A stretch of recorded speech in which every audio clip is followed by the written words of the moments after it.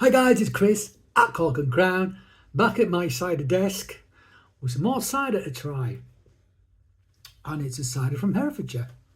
And it's a single variety from Herefordshire, from a juice we've had on the show lots of times before. It's not a show, it's me in a room with a camera. What is it? Oh, Gwatkin's. It's Gwatkin's. It's Gwatkin's. And there it is. To prove it, it's Gwatkin's. This is a Kingston Black single variety. It is 6% alcohol. And I like that label. That's their old school labels. They've got newer labels. I prefer the old one. I like that. I think this guy here, I think that might be Dennis Gwatkin. He looks a lot like that. He's got a big beard. In fact, he was there when I picked it up. He said hello to me. He said, I recognise you off YouTube. I was like, well, yeah, but you've also met me like, oh, God knows how many times. Anyway, whatever. It says on here, the Kingston Black apple is the most famous apple in the cider making world.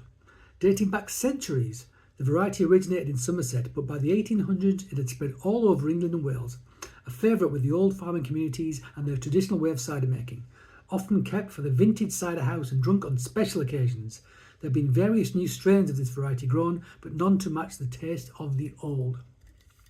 And that's interesting because in my cider book, one of many, it's like a list of all the varietals, it says that it originated at about the end of the 1800s, so late 19th century, at Kingston. It's a village near Taunton, I think, in Somerset. So yeah, it says there's many strains. I'll have to investigate that. Anyway, ingredients: apple juice, sulfites trace. That's it. So 100% juice, sulfites trace. Don't know if they add sulfites. If they do, it'll be right at the very beginning, so like very small amount, just to inhibit any baddies in there, but not inhibit the wild yeast. Certainly not a bottling, which is what a lot of people do, and that's not good. Yeah, Kingston Black, hailed as the greatest cider apple by some, not by me. I like it. I'm not sure it's the greatest. I mean, it depends on the vintage and the producer and all these other things. But you know, I'd rather, for me, like a yarn to mill or a dab at it, but maybe I'm a bittersweet rather than a bitter sharp kind of guy. Anyway, let's open it. I mean, the colour's pretty awesome already, isn't it? Let's open it. This is dry farmhouse cider. Yep. So I think Gwatkins have quite a sweet tooth. They're mediums, they're sweets, they're super sweet, and the mediums are pretty sweet, but they often get acidity in there, which offsets it, which I like, because I've got a sweet tooth, it doesn't bother me. But their dries are proper dries. You know, it's not like dry with a bit of sugar. It's like, nah, no sugar in this at all. But these are sent off to be bottled and force carbonated. This one is now leaking on my desk. Oh well, no matter. Let's pour it out. It's a pretty awesome colour. I've had some stuff from Gwatkin's that's been in a whiskey barrel, but they haven't said it's been in the whiskey barrel. If you go there, there's fermenting vessels everywhere. They're all over the place, of different sizes and materials and stuff. And I was out the back with Arthur, the guy who I deal with usually, pointing to loads of barrels. I went, oh yeah, a load of whiskey barrels. But they're just sort of sitting amongst everything else. And I had some stuff off them, and I was like, that tastes like whiskey. And it had been in a whiskey barrel. They just hadn't sold it as such. It was just, that just happened to be the thing that they popped it in, if you like. So colour, I have to pick up another bit of paper because that one is now covered in Kingston Black. Talk amongst yourselves. Talk amongst yourselves. Talk amongst yourselves. Right, stop talking. Listen to me. There you go, look at that.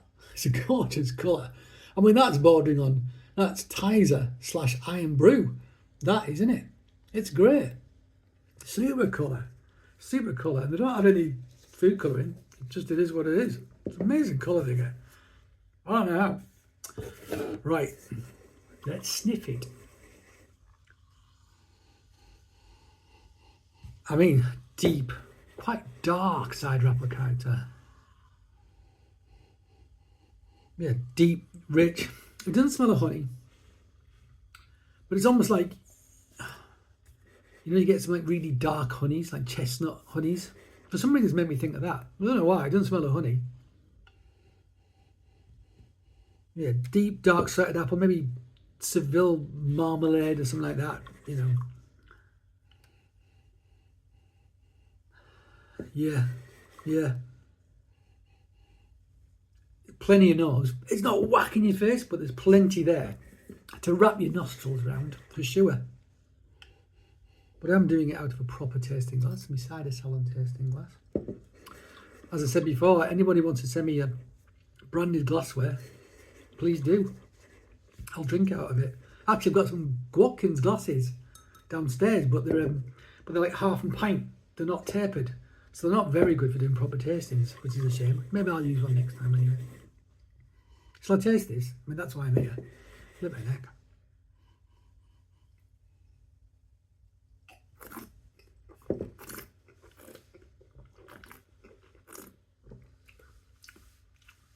The forced carbonate on the high end, but not brutal. Forgive them that. Bone dry, and it's a Kingston Black, so it is a bitter sharp. So high, higher in acidity. I think it's a gentle bitter sharp. So you expect to get a bit of astringency. Do you get much astringency? I do. Soft tannin on the front. Not really any hard tannin on the back. No leatheriness, no bitterness. Sorry, I got some coriander. I just made like a Asian salad with loads of coriander in it. I was nibbling on it. Got some coriander in your teeth.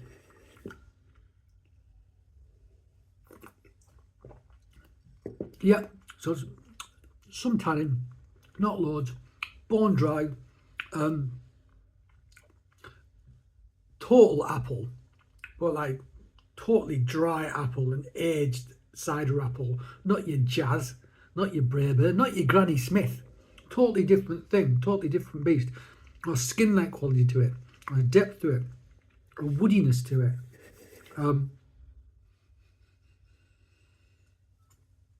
Maybe get a hint of like toffee on the nose that time, just a bit. It looks like I'm drinking whiskey. So, a proper dry Kingston Black from Gwatkin's. And I like it, I do. I actually like a little bit of sugar. I do. I've by exposure to dry cider, by making myself drink it and think about it, I've learned to like it. And that was thanks to Ross and Y and all their cider, which is basically all dry. And actually I'm getting, there's something at the back end of this make me think of bacon. Smoky bacon. I mean, really subtle, but it's there. And I didn't say it straight away because I thought that's lunacy, Chris. But there's something on the back end that's making me think smoky bacon, very, very subtly. But it's there. That is a very, very quaffable, quite bright because of the acidity and the low tannin. Easy drinking, bone dry, traditional cider. And we like it. And if you like dry cider, you should try it. Very different to something from Ross and Wine, but perfectly acceptable. More mainstream? It's mainstream. No, it's not mainstream. It's not mainstream at all. But there's that smoky bacon thing again. There you go. Maybe it's just my imagination. I'm going mental. But I'm definitely getting something that makes me think smoky bacon. And if I get it, I get it. Whether you get it or not, not my concern. All I can do is report the facts as I see them. So there you go. That's Kingston Black, single variety from Gwatkin. We like.